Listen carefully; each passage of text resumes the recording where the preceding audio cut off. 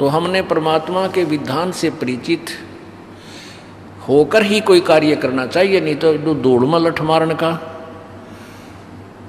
परमात्मा कहते हैं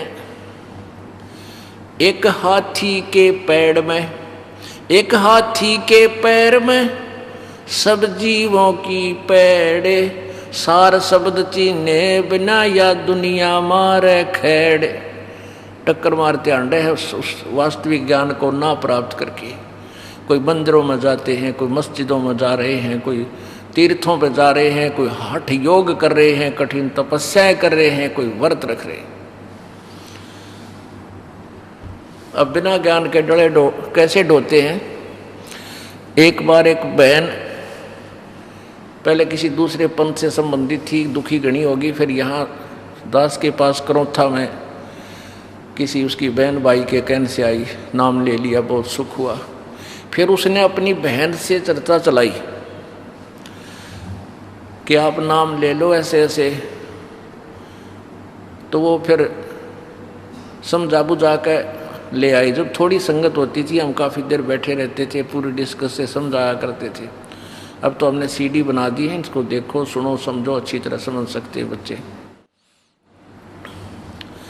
तो वो ना मना कर गई, ने बोली जी मैं नाम ना लूँ। मैं क्यों नहीं ले बहन बता, कि मैं तो जो साधना करती हूँ न छोड़ूँ को ना। और क्या दुख बता रही थी कि मेरा पति शराब पीता है और रोज जिस दिन शराब पी का आवे रोज मेरी देही तोड़े, रोज पीटे, गली में खड़ा कर दे, रोटी बना कर धरूं लात मार दे। यानी उसके उस दिन 12-1 बजे तक इतना पढ़ना लेट सो नहीं जाता, इतना वो ड्रामा और मेरी साथ रोज रहे। कुछ तंत्र मंत्र बता दो वो ठीक हो जाए। हमने कहा भाई नाम ले ले, नाम लेने से परमात्मा सुनता है, सद्बुद्धि दे देगा आपके पति को भी। ने बोले जी साधना मैं करती हूँ, मैं छोड़ वो साधना नहीं छोड़ सकती। मैंने उस पूछा वे क्या साधना करती है। उसने बताया मैं शुक्रवार के व्रत रखती हूँ और भी 2-4 साधना बताई। तो मैंने उससे पूछा कि शुक्रवार के व्रत की कथा का बेरा है तने। जो बोली इतना बेरा, मैंने घना साथ है। मैं कहा सुन ले, शुक्रवार की संतोषी माता का व्रत है ना। कहाँ जी? उसके व्रत की कहानी है कि एक बहन का पति किसी दूसरे क्षेत्र में धन कमाने गया था और वो 10 वर्ष को नहीं आया। उसने संतोषी माता दिखी, उसने कहा तू मेरे 16 शुक्रवार के व्रत रख ले और फिर तेरा पति आ जाएगा। उसने 16 शुक्रवार के व्रत रखने शुरू कर दिए। जब 16वां व्रत उसका आया उसी दिन उसका पति घर लौट आया। मैं बोला नालायक, ये फल है 16 शुक्रवार के व्रत का। शुक्रवार के व्रत का कि पति भूल जा और घर तो बाहर चला जा तो उल्टा आ जा, और तेरा पति रोज दे ही तोड़ा, रोज करना और तो फिर भी शुक्रवार के व्रत रखे। तने तो शुक्रवार के राखने ना चाहिए, एक आधी रात की तौर पड़ा रहो। फिर वह पहले तो खूब आसी, फिर सोचूंगी देखूंगी है कर्महीन, ये भी सोचेगी देखेगी। तो ऐसे अपनी मनमुखी साधनाएं करने से आपको कोई भी लाभ नहीं हो सकता। गीता जी अध्याय नंबर 16 के श्लोक नंबर 23 में कहा कि शास्त्र विधि को त्याग कर जो मनमाना आचरण करते हैं, मनमानी पूजाएं करते हैं, उनको उनकी न तो कोई गति होती है, न उनको कोई सिद्धि प्राप्त होती है, न ही कोई सुख होता है। पुण्यात्माओं, आप सदग्रंथों को पढ़ते थे लेकिन समझते नहीं थे, केवल रट्टा लगा रखा था।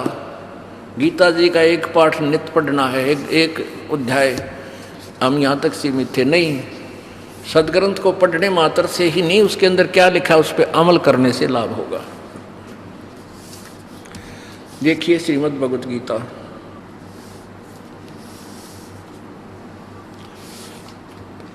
ये गीता प्रेस गोरखपुर से प्रकाशित है।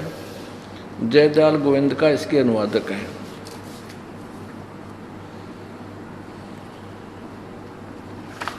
अध्याय नंबर 16 का श्लोक नंबर 23।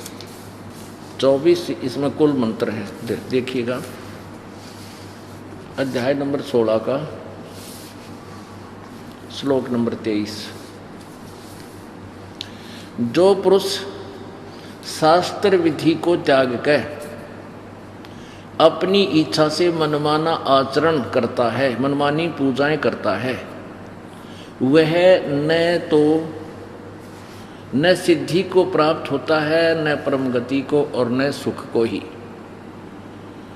यूजलेस हो गया, यानी कोई लाभ नहीं इन साधनाओं के करने का। फिर क्या बताया है कि गुरु बिन माला फेरते, गुरु बिन देते दान, गुरु बिन दोनों निष्फल है, ते पूछो वेद प्राण। सबसे पहले गुरु होना चाहिए, और गुरु भी पूरा हो, नकली गुरुओं से बात बने को नहीं। एक बार एक बहन हमारी जो नाम ले रखा था, उसके पड़ोस में एक माई कहने लगी, भाई मन एक गुरु बनाना है, मन गुरु बता बढ़िया सा। तो वो कहने लगी, आप हमारे गुरु जी से नाम ले लो, करोथा चालो, रोहतक की थे वह। ने बोले ठीक से मैं नाम दिवाला। वो आ गई और हमने जो भी मर्यादा बताई उसने हाँ जी सारे ठीक है, सब नियम करूँगी। नाम ले लिया, नाम लेकर आ गई। फिर वह महीने 2 महीने आइए को नहीं, 3 महीने हो गए।